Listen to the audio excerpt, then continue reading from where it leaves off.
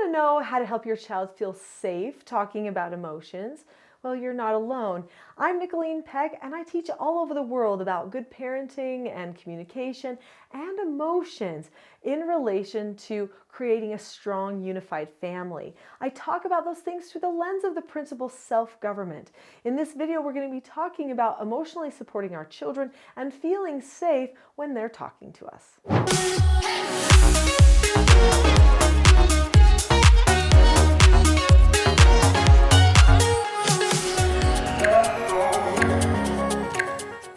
In this video, we're going to talk about what oftentimes happens when parents try to have conversations about emotions, especially if a child is being emotional at the time, and then what you can do to have those safe conversations about emotions, even if a child is emotional at the time.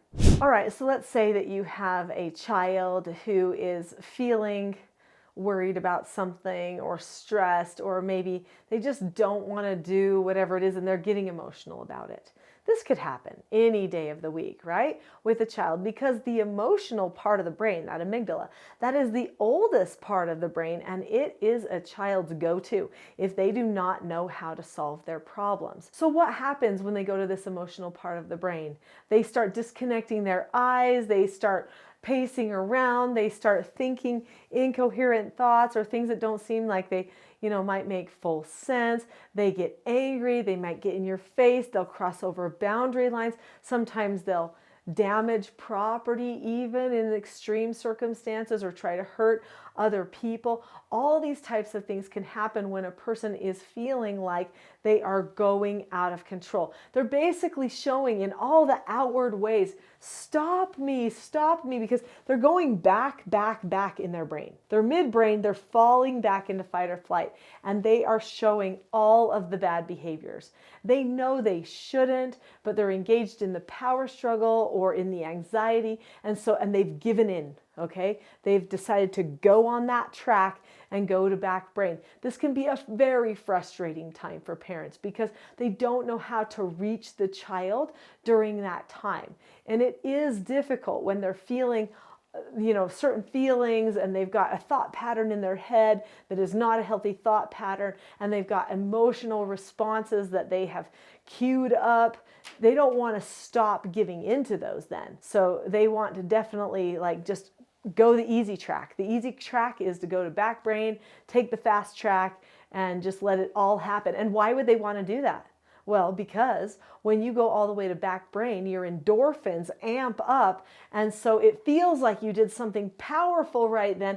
You had to exert all of this energy to do it, to go out of control, to get overly stressed, or to have a full meltdown and cry. Whatever it is, you have to use this energy and this endorphin release.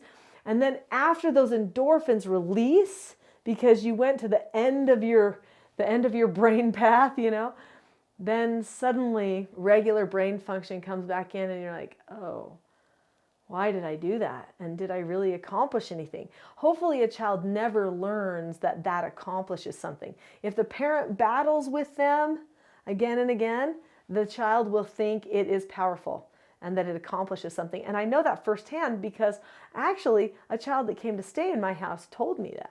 So years ago, the BBC made a documentary of our family called The World's Strictest Parents. They did this because I was a therapeutic treatment care parent for troubled teens for lots of years, and they would change in my home. So they're like, oh, we want to bring kids to your home and we want to film it. So they brought 2 troubled teens to our home. For 2 days, they had tantrums. They were yelling and screaming and trying to start a power struggle, but it didn't work because we were just so calm. So anyway, the next day I was talking to Hannah, the 17-year-old that was at my house, and I said, Hannah, for 2 days you were so upset and now everything seems fine and you're so happy. What happened? I want you to listen to this. She said, well, at my house, if I yell, I get my way, or at least somebody yells back. But here, you guys were just so calm that it didn't work. And so we just chose to be calm too. That is a huge lesson. When a person goes completely out of control, if they get anybody to respond, they think it worked. They think they got their message across. They think that they are understood. So that means that as a parent, you cannot engage in a power struggle with a child who is emoting uncontrollably. So what do you do? Well, we're going to talk about that, but first, do you see that subscribe button? That button is for you. If you push it, you get to see more content like this in your feed. So click subscribe now. So let's talk about some of these steps of what to do then. Okay, step number 1 is check yourself. Don't check them, check yourself. Okay, step number 1, am I calm? Am I ready? And if you're not, don't worry. At the end of this video, I have a free gift for you that is going to help you with your calmness, okay? And it will help them get calm too. But first, check yourself. Are you calm? Because if you are not calm, there is no way you are going to help them get to a place of calmness where you can help work them through these emotions, help them be understood in a way that's going to actually be productive. A calm parent is a safe parent. If you don't take things personally, then they will feel like you're safe to open up to. So I brought the most troubled children that the state had to offer into my home, the ones that nobody else wanted. And you know what? They opened up to me. They wouldn't open up to a lot of people, but they opened up to me because I was open with them. I was honest with them. I was firm, but I was calm. I was always calm. And they saw I didn't want the situation with them to be anything that was uncomfortable. I wanted our situation to be a wonderful, happy family environment. And they wanted that too.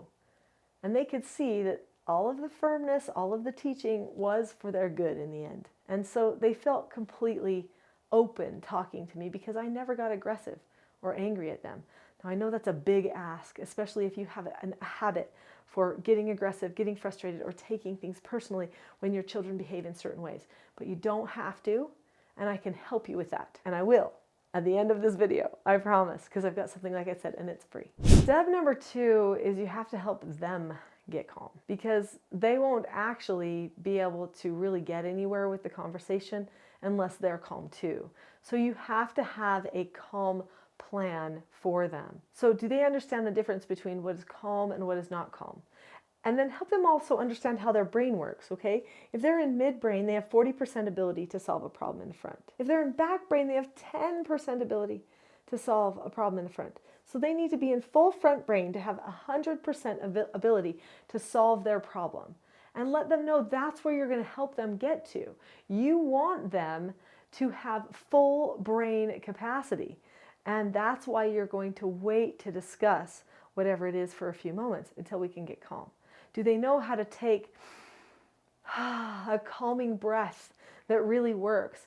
Do they know a place that they can sit and think calming thoughts? Or do you have a dialogue that you go through? I teach one in my TSG parenting course. It's called the Rule of 3 that helps older children. And we have a calm down spot, which is a trigger spot for children who are younger to help them just get calm. And there's a way that we pre-teach how that works so that they're prepared for the future.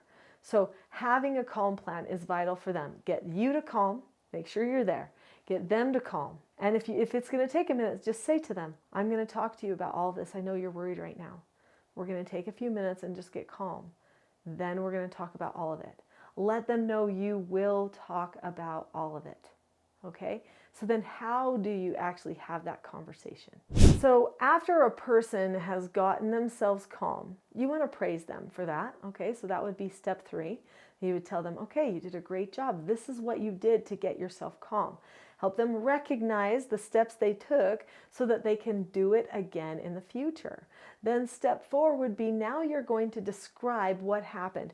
You're going to tell the story. Say, okay, so now that we're calm, let's talk about what happened. Let's just tell the story. And when we are in the story, we are going to say, when this happened, I felt this.